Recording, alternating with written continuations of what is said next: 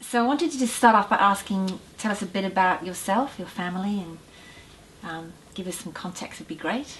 Okay, I am a single mum of 3 boys. My eldest is 19 and my youngest is 3, and I have an 11-year-old in the middle.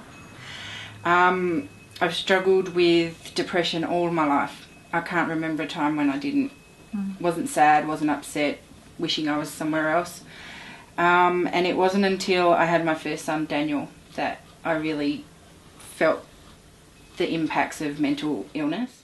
It wasn't until 2008 that I actually had that confirmation of diagnosis of BPD.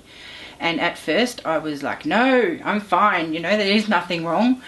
But it actually makes sense, you know. And then there was the acceptance. I had to accept that this was going to be part of my life forever. And then I had to learn live with it, I guess. It's kind of like a shadow that's by your side and it's always there and nobody else can see it but you. And just learning the triggers, learning how to understand, I guess that's the right word, and appreciate it. And I know that's a big thing, appreciate. But you learn to appreciate it because it makes you who you are. But for me, it's made me a better mother. I think, because I can have conversations with my children that I never had with my own parents, especially my mother. It was a very toxic relationship, but it's in turn made my children better people. I like to be real because every day is not great. Some days are just really bad and you've got all this noise in your head, like you've got thoughts that are constantly churning around, but your children need attention.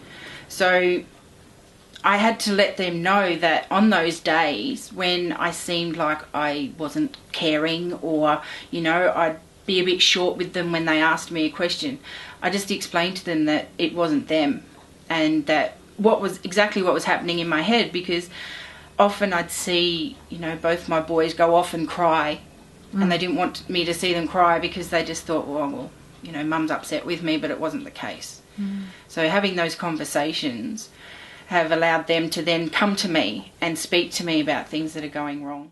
So sort of thinking about if we're trying to raise awareness about what it means to have BPD and also be a mum, a single mum, are there any other key kind of messages you'd like to give to anyone really, whether they're working in services or they know somebody who's got BPD and has got children? What are the things you would like to say to them? Never stop trying. Every day you're going to learn more about yourself. Every day you're going to understand more about your triggers, about what works, what doesn't work.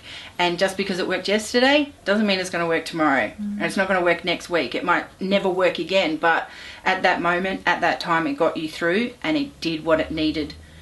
It taught you something. It showed you how brave, how strong you were.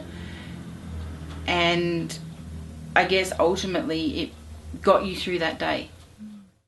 What are things have you done that's been different? How has your parenting been different to how you experienced it, and how have you celebrated that?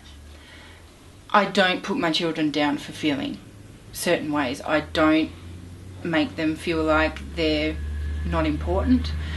I give them the space to be able to come to me and say, I'm having a really crappy day today, Mum, and this is why. My own mother never did that for me. You know, she put me down a lot. Everything. I was never validated in my feelings. I was made to feel that I should sit and not speak and have no emotions and basically be a robot. And I just promised that I would never do that to my own children.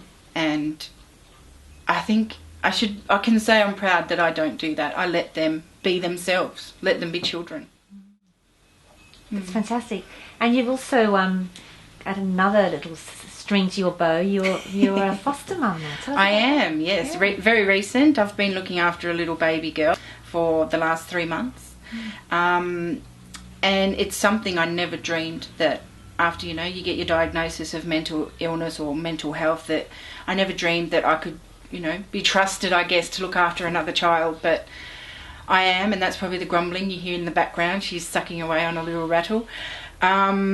And she she's just brought so much joy to our lives, and I feel proud to say that, you know, my children again can say in years to come, Mum didn't let that beat her because she did this and that, and you know, I want the list to be endless, and I want my children to be proud.